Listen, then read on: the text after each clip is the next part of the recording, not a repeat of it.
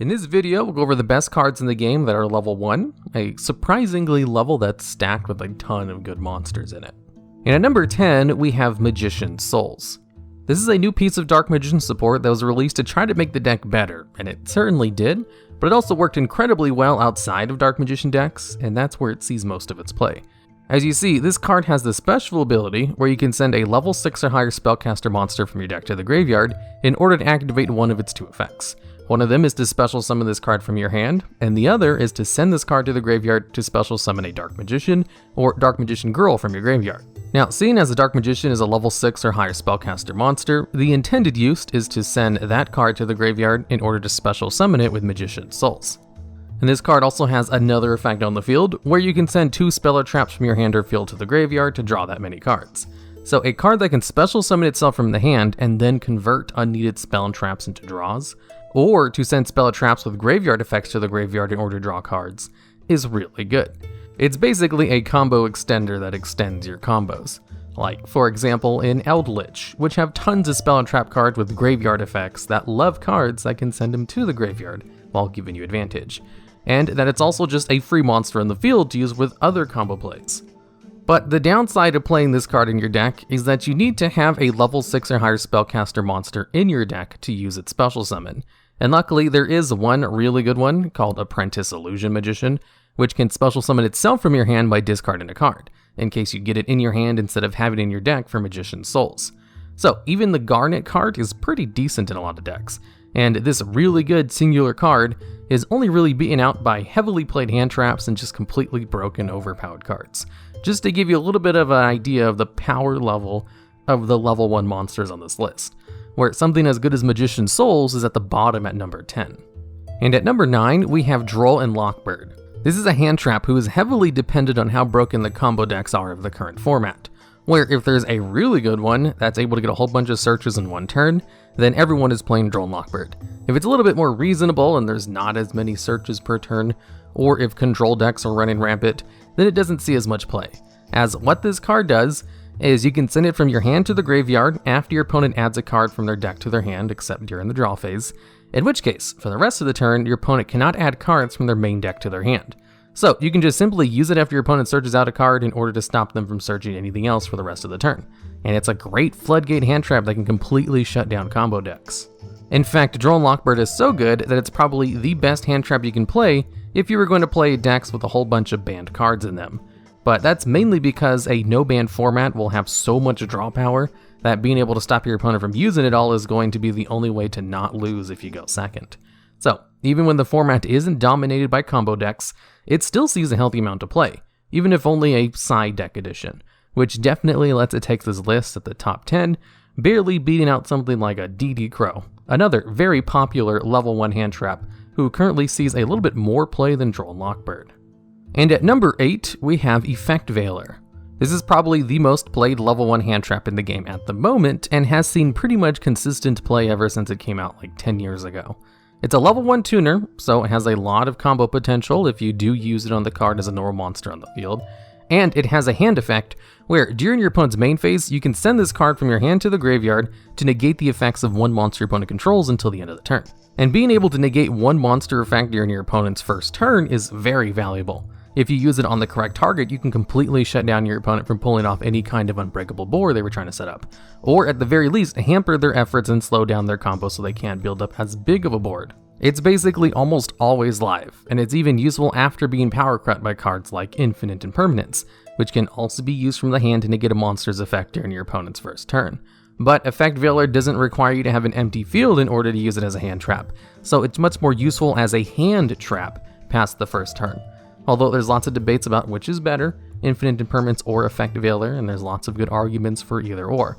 So I'm definitely not going to say Effect Veiler is better, it's just been around longer and still sees tons of competitive play, and happens to be a level 1 monster who's only beaten out by the 7 much more broken cards on this list. And at number 7, we have Jet Synchron. This card is currently one of the most played level 1 monsters, and might be a banned card if you're watching this in the future. Because what this card does is it can special summon itself from the graveyard by discarding one card from your hand, but is banished when it leaves the field afterwards. And since it's a level 1 tuner, it's incredibly useful, just like any tuner which can special summon itself. A card which can special summon itself from the graveyard is always infinitely more valuable than one that can special summon itself from the hand, especially after cards like Crystron Haliquiferbrax were released, which is a Link 2 monster that has the effect to special summon a level 3 or lower tuner monster from your deck when it's brought out.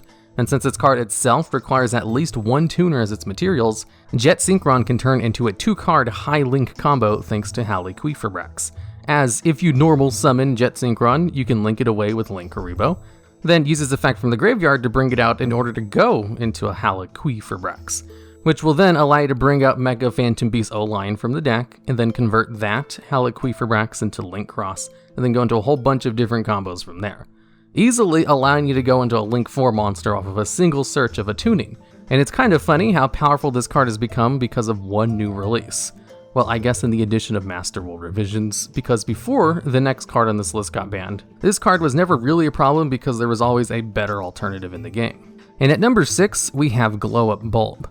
This card is similar to Jet Synchron in that it's a level 1 tuner which can special summon itself from the graveyard, except in Glow Up Bulb's case, its condition for special summon itself is to simply send one card from the top of your deck to the graveyard, which is a lot easier requirement than having to discard one card from your hand. It is actually a 1-card Link 4 monster using the same combos as I described in Jet Synchron. In fact, this card was perfectly fine in the game until Master Rule revisions and Crystron Haliquiferbrax was added to the game, in which case this card got immediately banned as a precaution because they knew it was going to be too good, which was kind of proved right with how much success Jet Synchron has been seeing, which has always been a lesser version of Glow Up Bulb for requiring a discard for the same effect. Although Jet Synchron is only a hard once per turn, whereas Glow Up Bulb is a once per duel effect. But also, Jet Synchron banishes itself after it uses effect, and usually you want to use it one time anyway, so there is advantages and disadvantages to both of them. Jet Synchron does have the advantage where it has a spell card which can search it in the form of tuning, and the only search Glow Up Bulb has is bringing it out of the deck with something like Lone Fire Blossom, or other level 1 searchers. And at number 5, we have Fishborg Blaster.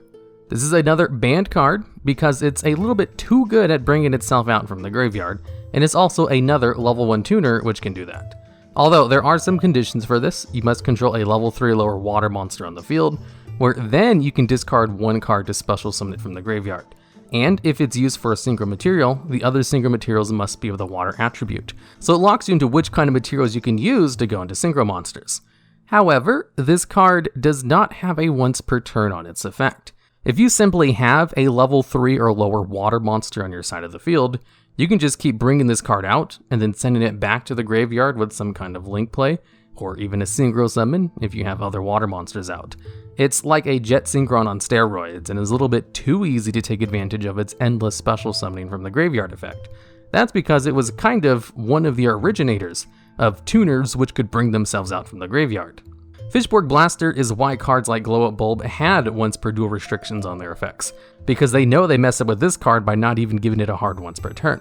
So they actually released a retrain of this card called Fishborg Launcher, where it requires you to have other monsters in your graveyard that are all water, where then it can special summon itself from the graveyard, it has a hard once per turn its effect, it banishes itself when it leaves the field due to this effect, and can only be used for the synchro summon of water monsters, instead of requiring other water monsters as synchro materials. So they heavily nerfed and restricted this version of Fishborg Blaster, which is what they do sometimes with really broken cards. They release heavily nerfed versions of them instead of actually fixing the original, which I'm actually kind of a huge fan of, and there is actually one more card like this on this list. And at number 4, we have Mind Master. This is a level 1 tuner, but the fact that it's a tuner is actually not super important. It's that its effect does not have a once per turn on it. You see, this card has the effect where you can pay 800 life points to tribute a psychic monster, except itself, to special summon a level 4 or lower psychic monster from your deck.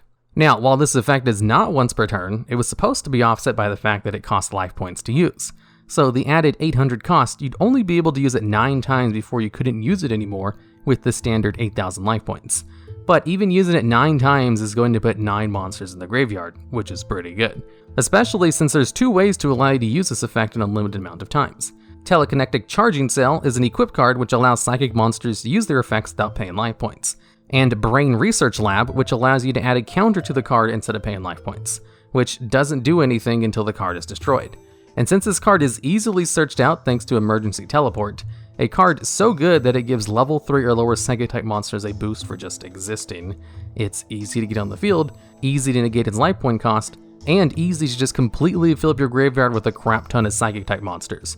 Generally, cards that allow you to fill up your graveyard with an entire deck's worth of monsters is kinda broken, as there's lots of ways to take advantage of those cards in the graveyard, even if you don't include graveyard effects. This card is banned for just having a potentially incredibly broken effect, which is generally what happens with older cards where they just kind of forgot to give them a once per turn. And at number 3, we have Substitoad. This card is kind of like Mind Master, except even easier to use, where you contribute any one monster to special summon a frog monster from your deck. And also, while this card is on your field, frog monsters cannot be destroyed by battle. Now, this effect is not once per turn, just like Mind Master, and it doesn't have a life point cost, so frog decks absolutely did use this card to just put half their deck into the graveyard in one turn. And then they would convert those frogs in the graveyard into fodder for Ronin Totem, who could special summon itself from the graveyard by just banishing one frog monster. And then they would tribute Ronin Totem with Mass Driver to inflict 400 points of damage. And then after doing this combo 20 times on the same turn, they would just win before their opponent got a chance to play.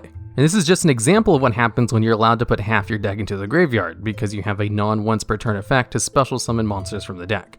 So obviously, the card was banned, even got the card Mass Driver banned as well, and then later on they released a weakened retrain version of this card called Toad, which has the same stats and look as Substitoad, except it can only tribute Aqua type monsters to special summon frogs, and can only special summon frogs from the graveyard, and was given a soft once per turn on its effect, instead of no restriction at all.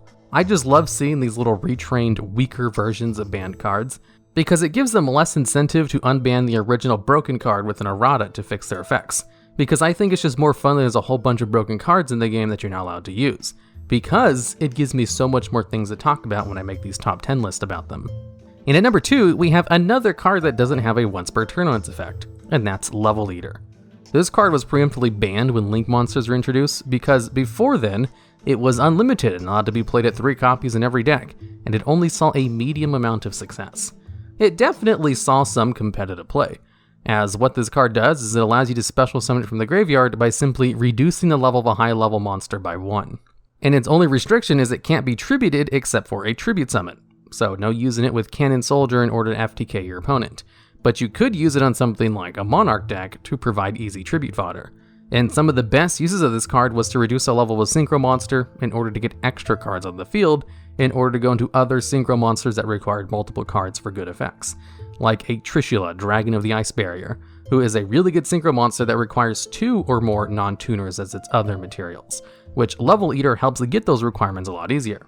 That was kind of the whole stick with Level Eater, just facilitating Synchro decks and sometimes being helpful to Monarch decks, even though they didn't really play it. Then, with Link monsters, a new extra deck summoning method which allowed you to convert small monsters in the field into big monsters really easily. Level Eater would be too good if you could simply convert it into a whole bunch of Link Kuribos in order to climb into high Link monsters, like Borolo Dragon, or Apollousa, Bow of the Goddess, for example. It's just one of those cards that became broken once Link monsters came out, and they knew it would be, so they banned it before it became a problem. Kind of like how Grinder Golem and Gofu the Vague Shadow were completely fine cards before Link monsters as well, and then became broken and got banned eventually. And at number 1, we have Magical Scientist, another card which doesn't have a once per turn on its effect, a trait shared amongst a lot of banned cards. This card is like an instant fusion on steroids, as it allows you to special summon a level 6 or lower fusion monster from your extra deck by paying 1000 life points, whereas instant fusion allows you to special summon a level 5 or lower fusion monster by paying 1000 life points, while also having a hard once per turn and being a spell card that you can only use once anyway. And this card is so good, it sees tons of play and is currently limited to 1 copy per deck. Magical Scientist does the same thing and has some of the same restrictions on the fusion monster's instant fusion. The monster can't attack your opponent's life points directly and is returned to the extra deck at the end of the turn, but it can still attack monsters. Instant fusion stops the monster from attacking at all. But the benefits of instant fusion were never in the card being able to attack. It was always the fact that you could use it as a combo extender while also removing cards your opponent controls with their effects, if you bring out something like Thousand Eyes Restrict. Another really good level 1 monster which almost made this list as well, but didn't because there's so many better level 1 monsters in the game. And Magical Scientist was even used in FTK decks in the early days of the game, with pre-errata Catapult Turtle, which allowed you to tribute a monster to inflict damage to your opponent equal to half its attack. If you just brought out a whole bunch of high attack monsters and then tributed them, you'd be able to burn through your opponent's 8,000 starting life points faster than you would lose life points paying 1,000 to bring out each of those cards. So it was one of the earliest FTKs in the game, and obviously got Magical Scientist banned for being too strong. Even today, with Catapult Turtle changed to only being usable once per turn, Magical Scientist would still be way too strong because there's a lot better fusion targets to pick from nowadays. And you could set up all kinds of combos being able to special summon basically 7 monsters before you ran out of life points, which can be used for so many kinds of combo plays that cards like Glow-a-Bulb are banned because it gives you 1 extra summon from the graveyard on 1 card, whereas Magical Scientist gives you a whole bunch of special summons from the extra deck. It's just a lot better, and I don't know if it's easily the best level 1 monster in the game. Being able to dump half your deck into the graveyard thanks to Substitoad's effect is also super broken, and Level Eater has the potential to provide more link climbing materials than Magical Scientist, without having to waste half your extra deck on fusion monsters. So really, the top 3 spots are all equally broken, but I do think the non-once per turn instant fusion is probably the best of the bunch, and has the potential to be the most broken if it was released as is from the ban list. Alright, and that's the list. For this video, I probably had the largest shortlist of any video I've made to date. The shortlist being the list of potential cards that could be put into the video in the top 10, because they're good and would definitely work as a spot on the list. Generally, my shortlist is around 20 to 30 cards, with 10 of those being the top 10. But I easily had over 60 cards for this list because there's just so many good level 1 monsters in the game, and over half the actual top 10 is banned cards. Anyways, if you think I missed something better than was on the top 10, I'd love to hear about why in the comments. And did you know only 35.5% of people who watch these videos are actually subscribed to the channel?